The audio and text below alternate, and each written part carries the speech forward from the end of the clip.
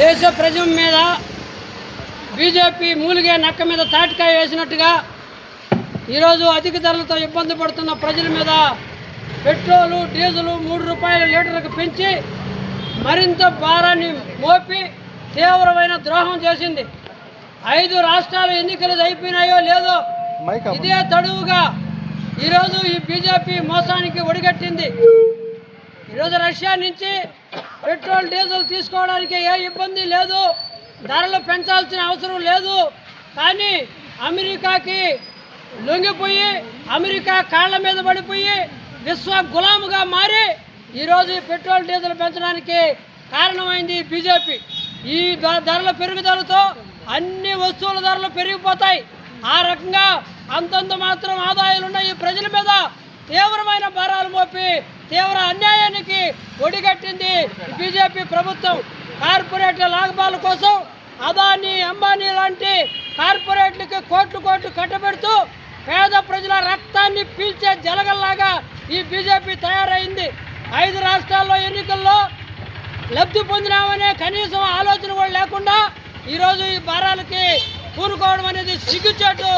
ప్రజలందరూ కూడా దీన్ని వ్యతిరేకించాలని సిపిఎం పార్టీ పిలిపిస్తూ ఉంది.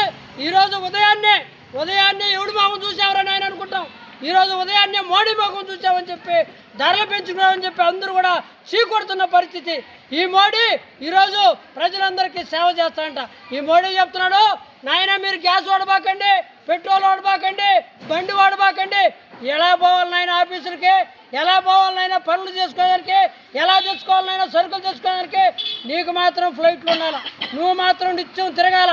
ఈరోజు ఇదే పాటని ఈ రాష్ట్రంలో కూడా తందాన బుర్రకథ చెప్పినట్టు ఈరోజు చంద్రబాబు నాయుడు, పవన్ కళ్యాణ్ కూడా ఆయన తానా అంటాడు, తందాన అంటా ఉన్నాడు. ఎవరా నాయన నేను ప్రతిపక్షంలో ఉన్నాను, ప్రజల తరపున ఉండి పోరాడాలని చెప్పేసి వైసీపీ నాయకుడు ఏమన్నా అనుకుంటాడంటే ఆయనకు కూడా దడ. వీళ్ళ కేసుల కోసం, వీళ్ళ యొక్క సుఖాల కోసం ఈరోజు ప్రజల్ని తీవ్రమైన ఇబ్బందులు పెడుతున్న పరిస్థితి అనేది ఈరోజు చూస్తూ ఉన్నాం. దీనికి వ్యతిరేకంగా ప్రజలు ఎక్కడికక్కడ తిరుగుబాటు చేయాలి. మనం చూసాం ఈరోజు మొత్తం కూడా ప్రజలు శ్రీలంకలో బుద్ధి చెప్పి బట్టలు తీసి తరుగుకుంటారు ఆ దేశ నాయకుల్ని. ఎందుకు రేట్లు పెంచేశారు. ఈ పక్కన మనం నేపాల్లో చూసాం, మొత్తం కూడా వాళ్ళ విలాసాలు వాళ్ళు చేసుకున్నారు.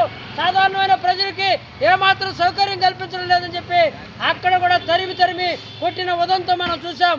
పక్కనున్న బంగ్లాదేశ్లో అదే జరిగింది. కాబట్టి యువకులందరూ తిరగబడక ముందే బీజేపీ కళ్ళు తెరవాలా. హిందువులు అంటే ఎవరయ్యా హిందువులు? ఈరోజు వీళ్ళందరూ హిందువులు కదా? పెట్రోల్ డీజిల్ రేట్లు పెరిగితే హిందువుల మీద భారం పెరిగినట్టు కాదా? ఇంత మోసం దగ మనం అది చిచ్చు పెట్టేసి పండగ చేసుకొని ఓట్లు సంపాదించి అధికారంలో కులుకుతూ సాధారణమైన ప్రజల మీద ఏందయ్యా? మనం 1000 రూపాయలేమో కమర్షియల్ గ్యాస్ మీద పెంచాం, అంతకుముందు 60 ఏమో గ్యాస్ సిలిండర్ మీద పెంచాం. ఇప్పుడు లీటర్కి కనీసం 2 లీటర్లు పట్టుకుంటే నీకు ఎంత భారం అయిపోతుంది? ప్రజలందరూ కూడా తీవ్రమైన భారం.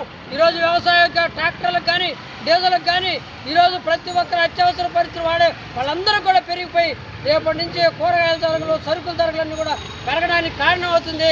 దీన్ని అందరూ కూడా వ్యతిరేకించాలని చంద్రబాబు నాయుడు ప్రజలకు ఏమాత్రం బాధ్యత వహించినా నువ్వు కూడా దీన్ని వ్యతిరేకించాలి. పవన్ కళ్యాణ్తో పాటు జగన్ గారు మీరు కూడా దీన్ని వ్యతిరేకించండి. ఎన్ని రోజులను మౌనం వహిస్తారు అని చెప్పి సిపిఎం పార్టీగా మేము ప్రశ్నిస్తా ఉన్నాం. లేకపోతే ప్రజాగ్రహానికి మీరు గురవుతారని చెప్పి హెచ్చరిక చేస్తా ఉన్నాం.